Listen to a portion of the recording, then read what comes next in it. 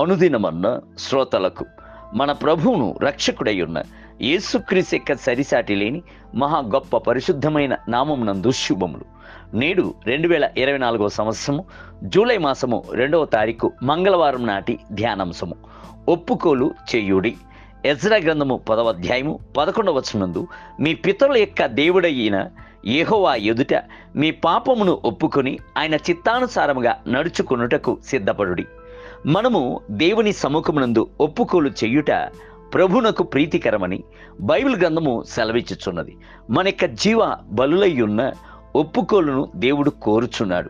మన నోట నుండి ప్రభు కాంక్షించుచున్న ప్రీతికరమైన మాటలు ఒప్పుకోలుగా బయటికి రావలను అనుట యందు ఆసక్తి గలవాడై ఉన్నాడు. ఒప్పుకోలు చేయుట అనగా మన యొక్క జ్ఞాపకమునకు మొట్టమొదటిగా వచ్చుచున్నది పాపపు ఒప్పుకోలే. మనము ప్రభునకు విరోధముగా పాపము చేసినట్లయితే హృదయమును పాషాణముగా చేసుకుని ఉంచుకొనకూడదు.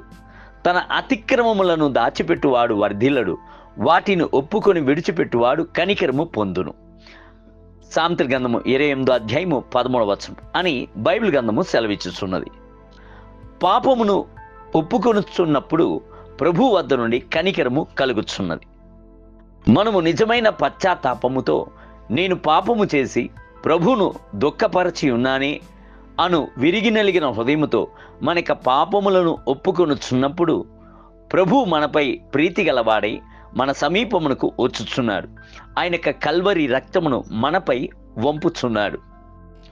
బైబిల్ గ్రంథము సెలవిచ్చుచున్నది, మన పాపములను మనము ఒప్పుకొని నెడల ఆయన మన పాపములను క్షమించి సమస్త దుర్నీతి నుండి మనల్ని పవిత్రులుగా చేయును గనుక ఆయన నమ్మదగిన వాడును నీతిమంతుడై ఉన్నాడు. యేసు రక్తము ప్రతి పాపము నుండి మనలను పవిత్రులుగా చేయును. యోహాను రాసిన మొదటి పత్రిక 1వ అధ్యాయము 9 మరియు 7 వచనములు. ఇజ్రాయేలు ప్రజలు అన్య స్త్రీలను వివాహము చేసుకుని అక్రమ సంబంధమును కలిగి ఉండి పాపము చేసినందున అట్టి పాపములు దేవుడై ఉన్న ప్రభు వద్ద ఒప్పుకొని అందులో నుండి విడిపించబడుటకు ఆయనకు ప్రీతికరమైన దాన్ని చేయుటకు తమ యొక్క అంతరంగమును ప్రభు తట్టునకు మరలు గొలిపిరి అని ఎజ్రా గ్రంథమునందు చదువుచున్నాము.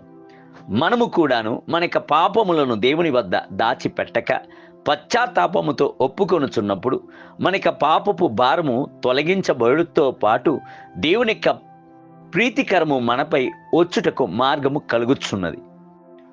కొన్ని పాపపు ఒప్పుకోలు చెయ్యనందున వ్యాధి వారిని వెంటాడుచున్నది. చెల్లంగితనపు శక్తులు వారిని పీడించుచున్నది. విడుదల పొందుకొంటకు మార్గము లేక తప్పించుచున్నారు.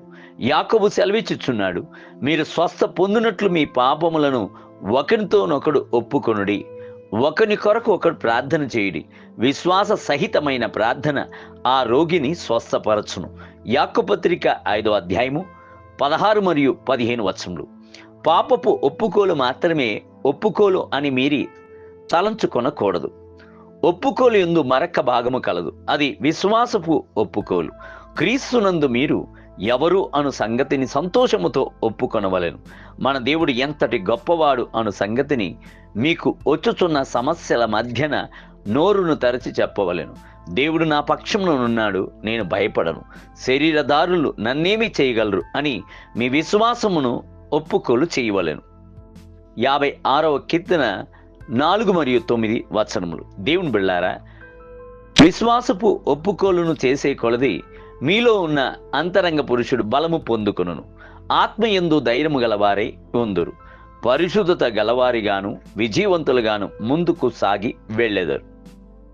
నేటి ధ్యానమునకై జీవమరణములు నాలుక వశమున ఉన్నది, దానియందు ప్రీతి గలవాడు దాని ఫలమును తిందురు. సామెతల గ్రంథం 18వ అధ్యాయం 21వ వచనము. నేటి వేద పఠనము ఉదయం యోబు గ్రంథము 22, 23 మరియు 24 అధ్యాయములు. సాయంత్రం అపోస్తల కార్యము 11వ అధ్యాయం. ప్రభు మిమ్ములను దీవించునుగాక. ఆమేన్.